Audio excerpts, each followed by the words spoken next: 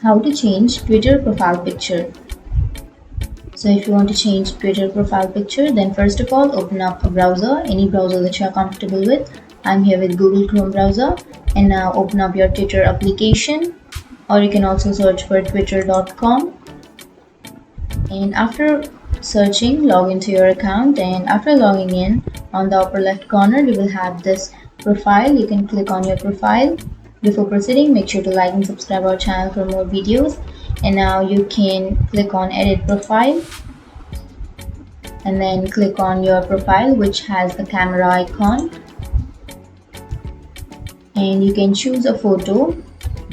And after choosing, you can click on apply, which is on the upper right corner,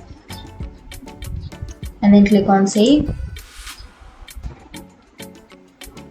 And that's it. That's how you change your profile picture on Twitter.